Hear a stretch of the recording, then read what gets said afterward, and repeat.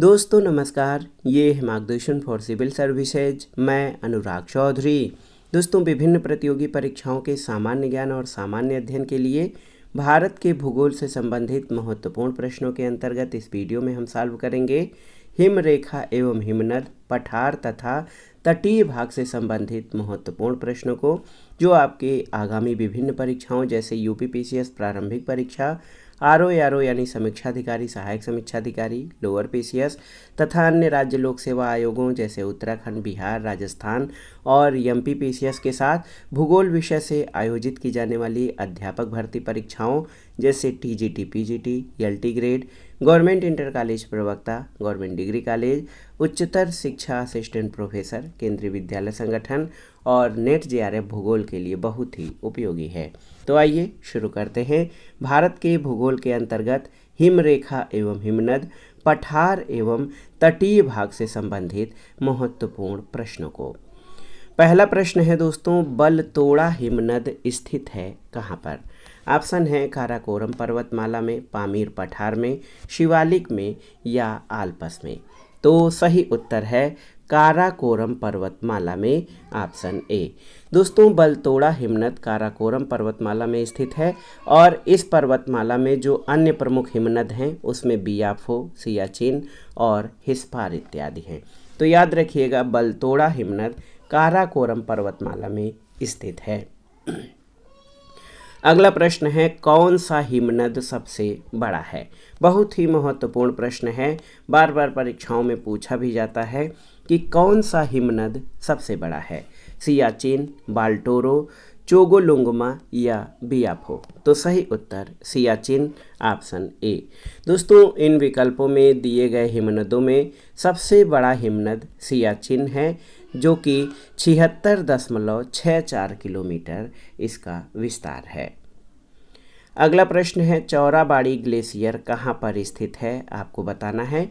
बहुत ही महत्वपूर्ण प्रश्न है और हर बार परीक्षाओं में पूछा जाता है। तो चौराबाड़ी ग्लेशियर कहाँ स्थित है? केदारनाथ मंदिर के दक्षिण में, केदारनाथ मंदिर के पश्चिम में, केदारनाथ मंदिर के उत्तर या केदारनाथ के पूर्व में। तो सही उत्तर केदारनाथ मंदिर के उत्तर में चौराबाड़ी ग्लेशियर स्थित है, ऑप्शन सी आपका सही उत्तर है। दोस्तों चौराबाड़ी ग्लेशियर उत्तराखंड के रुद्रप्रयाग जिले में केदारनाथ मंदिर के उत्तर में स्थित है। अगला प्रश्न है, हिमालय के हिमनदों के पिघलने की गति सबसे कम है, सबसे अधिक है, विश्व के अन्य भागों की हिमनदों के समान है या हिमालय के हिमनदों के पिघलने के विषय में सूचना उपलब्ध नहीं है? तो सही उत्तर दोस्तों हिमालय के हिमनदों की पिघलने की गति जो है वो सबसे अधिक है। अगला प्रश्न है, सियाचिन है भारत और पाकिस्तान के बीच का हिमनदी सीमांत क्षेत्र, भारत और पाकिस्तान के बीच का मरुस्थलीय सीमांत क्षेत्र, चीन और भारत के बीच का सीमांत क्षेत्र या भारत और म्यांमार के बीच का सीमांत क्षेत्र? तो सही उत्तर सियाचिन दोस्तों भारत और पाकिस्तान के बीच का हिमनदी सीमांत क्षेत्र है, ऑप्शन ए आपका सही उत्तर है। अगला प्रश्न है, सियाचिन हिमनद कहाँ पर स्थित है? ऑप्शन देखिए, अक्साई चीन के पूर्व में, लेह के पूर्व में, गिलगिट के उत्तर में या नुब्रा घाटी के उत्तर में। तो सही उत्तर नुब्रा घाटी के उत्तर में सियाचिन ग्लेशियर स्थित है। सियाचिन ग्लेशियर अक्साई चीन के पश्चिम, गिलगिट के पूरब, लेह के उत्तर और नुब्रा घाटी के उत्तर में स्थित है और सियाचिन ग्लेशियर वर्तमान में केंद्र शासित प्रदेश लद्दाख, याद रखिएगा लद्दाख में स्थित है सियाचिन। अगला प्रश्न है, हिमालय में हिम रेखा किसके बीच होती है? आपको बताना है। तो ये याद रखिएगा हिमालय में हिम रेखा 4300 से 6000 मीटर पूर्व में होती है, ऑप्शन ए आपका सही उत्तर है। अगले प्रश्न पर आते हैं, निम्नलिखित हिमनदों में कौन सा उत्तराखंड के कुमाऊं प्रक्षेत्र में स्थित है? हिस्पार, जेमू, मिलाम या रूपल? तो सही उत्तर ये उत्तराखंड पीसीएस में पूछा गया प्रश्न है, आप जान लीजिए मिलाम हिमनद उत्तराखंड के कुमाऊं प्रक्षेत्र में स्थित है। अगला प्रश्न है, निम्नलिखित युग्मों पर विचार कीजिए, हिमनद और नदी। तो इसका मिलान, इसमें से आपको बताना है कि कौन से युग्म सही सुमेलित हैं, और इन विकल्पों के आधार पर आपको बताना है कि कौन से जो विकल्प हैं या जो युग्म हैं वो सही सुमेलित हैं। तो यहाँ पर देखिए, बंदरपूछ से यमुना नदी बिल्कुल सही, बाराशिगरी से चेनाब नदी, इसके अलावा मिलाम मंदाकिनी सही नहीं, सियाचिन जो है ये नुब्रा नदी बिल्कुल सही है, जेमू से मानस ये भी सही नहीं है। दोस्तों आप जान लीजिए कि बंदरपूछ से यमुना नदी का उद्गम है, बाराशिगरी से चेनाब, मिलाम से गौरी गंगा, मिलाम से मंदाकिनी नहीं बल्कि गौरी गंगा का, सियाचिन से नुब्रा और जेमू से तीस्ता नदी का उद्गम होता है। तो 1, 2 और 4 युग्म आपके सही सुमेलित हैं। अगले प्रश्न पर आते हैं, भारत का सबसे बड़ा ग्लेशियर कौन सा है? बहुत ही महत्वपूर्ण प्रश्न है। यहाँ ऑप्शन में देखिए, पिंडारी, गंगोत्री, यमुनोत्री और सियाचिन में। तो सही उत्तर आपका सियाचिन हो जाएगा। यहाँ पर आप देख सकते हैं सियाचिन ग्लेशियर गैर ध्रुवीय क्षेत्र में विश्व का दूसरा सबसे बड़ा और भारत का काराकोरम श्रेणी में स्थित सबसे बड़ा आकार वाला ग्लेशियर है, और ऑप्शन डी आपका सही उत्तर है। दोस्तों ग्लेशियर, हिमनद और हिमरेखा के बाद आइए पठार से संबंधित महत्वपूर्ण प्रश्नों को देखते हैं। पहले प्रश्न पर आते हैं, भारत के दक्कन के पठार पर बेसाल्ट निर्मित लावा शैलों का निर्माण हुआ है किस युग में? आपको बताना है। क्रिटेशियस, प्लीस्टोसीन, कार्बोनिफेरस या मायोसीन में। तो सही उत्तर, भारत के दक्कन के पठार पर बेसाल्ट निर्मित लावा शैलों का निर्माण क्रिटेशियस युग में हुआ है। दोस्तों कार्बोनिफेरस युग के दौरान दामोदर, सोन महानदी और गोदावरी बेसिन में कोयले का निर्माण हुआ, जबकि क्रिटेशियस युग के दौरान अत्यधिक ज्वालामुखी उद्गार से दक्कन ट्रैप का निर्माण हुआ था। अगला प्रश्न है, मेघालय का पठार भाग है किसका? आपको बताना है। ऑप्शन है हिमालय श्रेणी का, प्रायद्वीपी खंड का, पूर्वी घाट पर्वतों का या सतपुड़ा श्रेणी का। तो सही उत्तर, मेघालय का पठार भारत के प्रायद्वीपीय खंड का भाग है। दोस्तों ये भ्रंशन के कारण प्रायद्वीपीय भाग से मालदा गैप द्वारा पृथक हो गया है, लेकिन मेघालय का पठार प्रायद्वीपीय खंड का ही भाग है। अगला प्रश्न है, भारत के अतिरिक्त प्रायद्वीपीय पर्वत निर्मित हुए किस महाकल्प में? इयोजोइक, पैलियोजोइक, मेसोजोइक या सेनोजोइक महाकल्प में। तो सही उत्तर आपका हो जाएगा सेनोजोइक महाकल्प में भारत के अतिरिक्त प्रायद्वीपीय पर्वत निर्मित हुए हैं। दोस्तों हिमालय और भारत के अतिरिक्त प्रायद्वीपीय पर्वतों सिंधु और गंगा के मैदान के उत्तर भाग का निर्माण सेनोजोइक महाकल्प में हुआ है। अगला प्रश्न बहुत ही महत्वपूर्ण है, दंडकारण्य भारत के किस भाग में स्थित है? उत्तरी, पूर्वी, मध्यवर्ती या पश्चिमी भाग में। तो सही उत्तर मध्यवर्ती, ऑप्शन सी। दोस्तों दंडकारण्य भारत के मध्यवर्ती भाग में स्थित है और इसका विस्तार किन राज्यों में है? तो इसका विस्तार मुख्य रूप से आप देखिए ओडिशा, छत्तीसगढ़, तेलंगाना, महाराष्ट्र और आंध्र प्रदेश आदि राज्यों में पाया जाता है, और ये भारत के मध्यवर्ती भाग में स्थित है। अगला प्रश्न है, कौन सा पठार अरावली और विंध्य पर्वत श्रेणी के बीच पड़ता है? आपको बताना है। महत्वपूर्ण प्रश्न है कि कौन सा पठार अरावली और विंध्य पर्वत श्रेणी के मध्य पड़ता है? तो सही उत्तर मालवा का पठार, ऑप्शन डी। दोस्तों जान लीजिए कि जो मालवा का पठार है अरावली और विंध्य श्रेणियों के बीच में स्थित है। इसकी उत्तरी सीमा अरावली और दक्षिणी सीमा विंध्य श्रेणी और पूर्वी सीमा बुंदेलखंड पठार द्वारा निर्धारित की जाती है। अगले प्रश्न पर आते हैं, छोटा नागपुर पठार का सर्वाधिक घना बसा जिला धनबाद क्यों है? ऑप्शन है उपजाऊ मिट्टी तथा दामोदर से निकाली गई नहरों द्वारा सिंचाई की सुविधा, कोयला, लोहा, अभ्रक, तांबा का पाया जाना, खनन उद्योग का विकास तथा औद्योगिकरण या उपरोक्त सभी। तो सही उत्तर धनबाद जो है ये सबसे अधिक घना बसा जिला है, क्योंकि यहाँ पर खनन उद्योग का विकास और औद्योगिकरण हुआ है। धनबाद कोयला खनन और औद्योगिक संस्थापन के लिए जाना जाता है। धनबाद में लाल मिट्टी व्यापक क्षेत्र में पाई जाती है जो कृषि के लिए उपयोगी नहीं होती। कोयला, लोहा, अभ्रक, तांबा इत्यादि का पाया जाना जनसंख्या के संकेंद्रण का कारण नहीं हो सकता। अगला है छोटा नागपुर पठार। ऑप्शन देखिए, एक अग्र गंभीर है, एक गर्त है, एक पदस्थली है या एक संप्राय भूमि है। तो सही उत्तर एक अग्र गंभीर है। छोटा नागपुर पठार में विभिन्न ऊंचाइयों के पठारों का क्रम मिलता है। इस पठार के प्रत्येक दिशा में सोपान मिलते हैं। पठार में ढाल तीव्र स्कार्पों के रूप में पाए जाते हैं, इसलिए ये अग्र गंभीर है। अगला प्रश्न है, अरावली और विंध्य श्रृंखलाओं के मध्य कौन सा पठार स्थित है? तो आप जानते हैं मालवा का पठार अरावली और विंध्य श्रृंखलाओं के मध्य स्थित है और ये प्रश्न भी बार बार परीक्षाओं में पूछा जाता है। अगला प्रश्न है, दंडकारण्य क्षेत्र अवस्थित है कहाँ पर? तो अभी अभी हमने पढ़ा है। तो दंडकारण्य क्षेत्र भारत के मध्यवर्ती क्षेत्र में, इसका विस्तार छत्तीसगढ़, उड़ीसा, तेलंगाना और महाराष्ट्र और आंध्र प्रदेश में पाया जाता है। तो ये यहाँ पर विकल्प में छत्तीसगढ़ और उड़ीसा में दंडकारण्य क्षेत्र अवस्थित है। अगला प्रश्न है, निम्न में कौन सा मेघालय पठार का अंश नहीं है? भुवन पहाड़ियाँ, गारो पहाड़ियाँ, खासी पहाड़ियाँ या जयंतिया पहाड़ियाँ। तो सही उत्तर है भुवन पहाड़ियाँ। ये मेघालय पठार का भाग नहीं है, ये मिजो हिल्स का भाग है जो पूर्वोत्तर हिमालय का अंग हैं। गारो, खासी और जयंतिया पहाड़ियाँ मेघालय पठार के भाग हैं।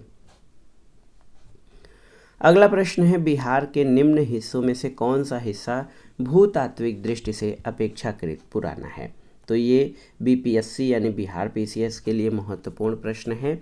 तो आप जान लीजिएगा दोस्तों, खड़गपुर पहाड़ियाँ जो हैं ये हिस्सा भूतात्विक दृष्टि से अपेक्षाकृत अधिक पुराना है, क्योंकि खड़गपुर पहाड़ियाँ धारवाड़ क्रम की हैं, जबकि रोहतास पठार विंध्य क्रम की, उत्तर पश्चिम पहाड़ियाँ तृतीय क्रम की और उत्तर गंगा मैदान नवीनतम है।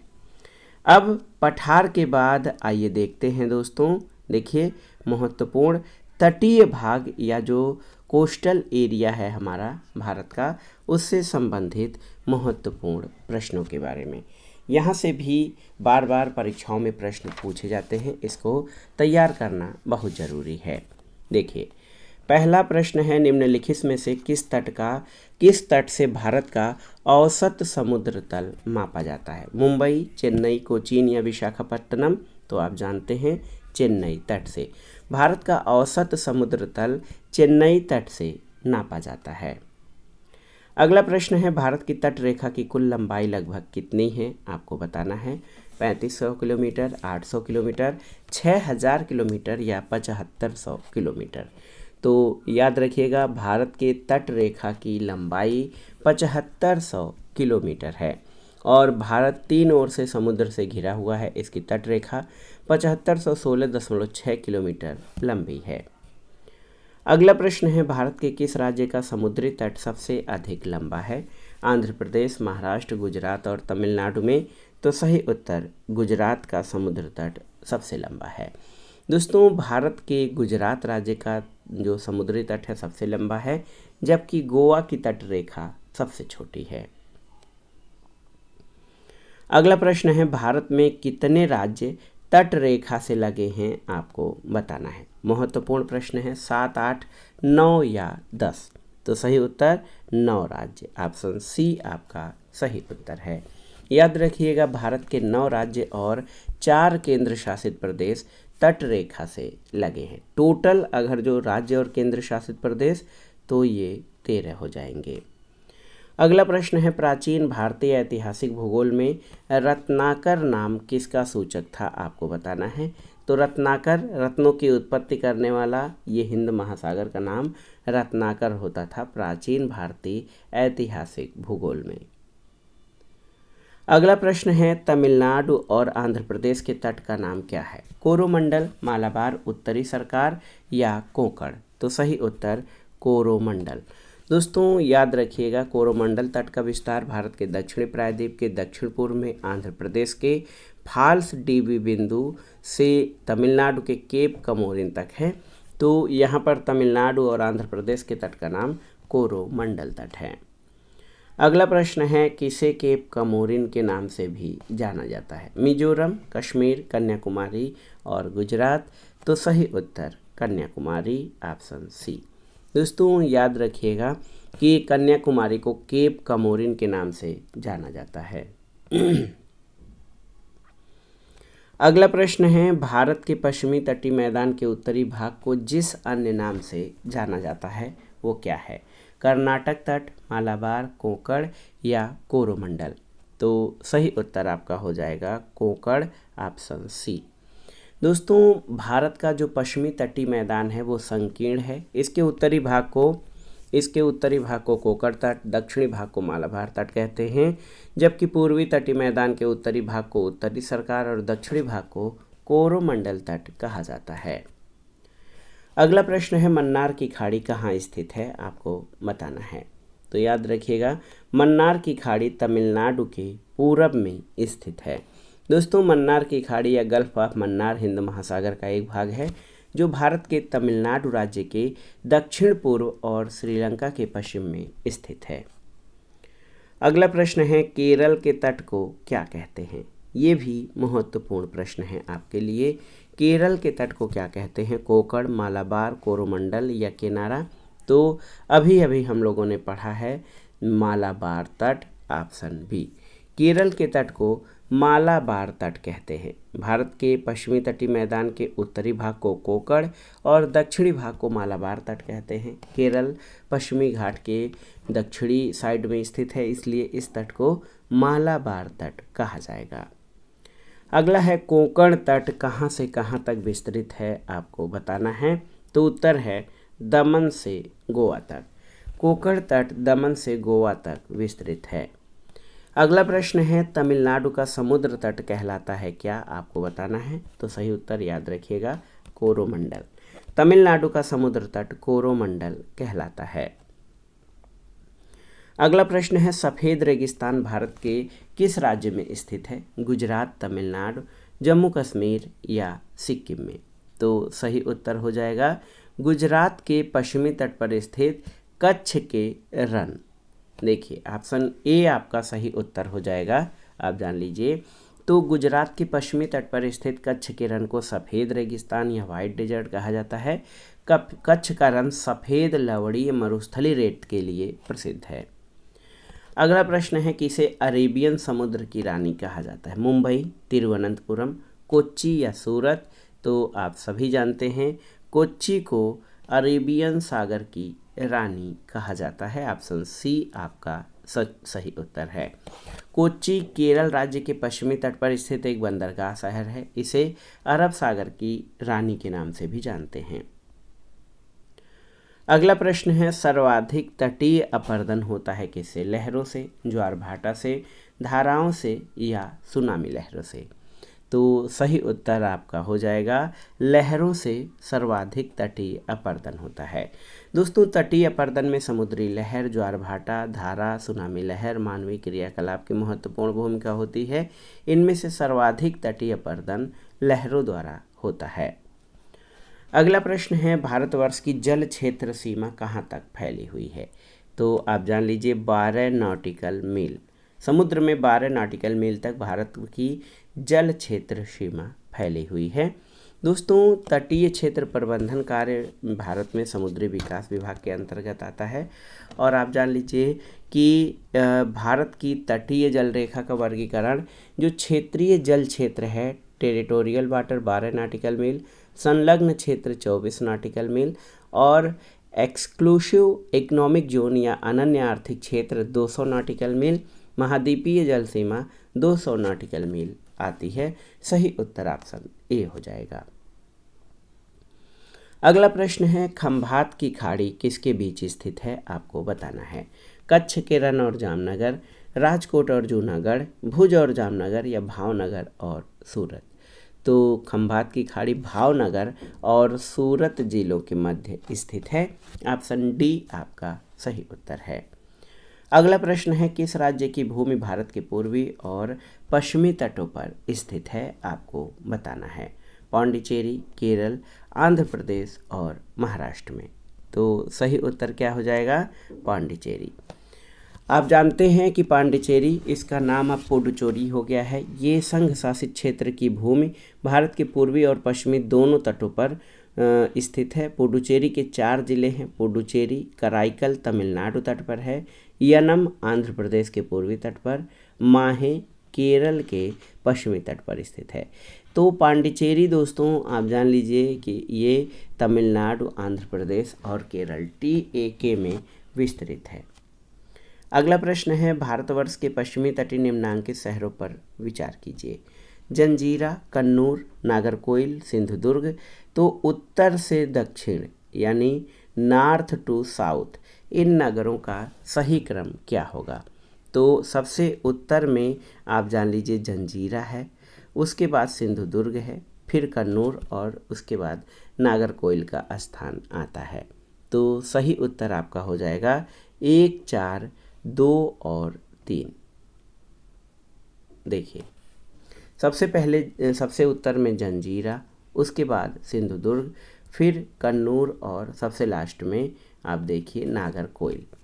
इसको आप देख सकते हैं, ये पश्चिमी तट पर स्थित ये जो नगर हैं वो जंजीरा महाराष्ट्र के रायगढ़ ज़िले में, सिंधुदुर्ग महाराष्ट्र के सिंधुदुर्ग ज़िले में, कन्नूर जो है आप जान लीजिए कि केरल के कन्नूर ज़िले में, नागरकोइल तमिलनाडु राज्य के कन्याकुमारी ज़िले में है। अगला प्रश्न है, सूची 1 का सूची 2 के साथ सुमेलन करिए और दिए गए कोड से सही उत्तर का चयन करिए।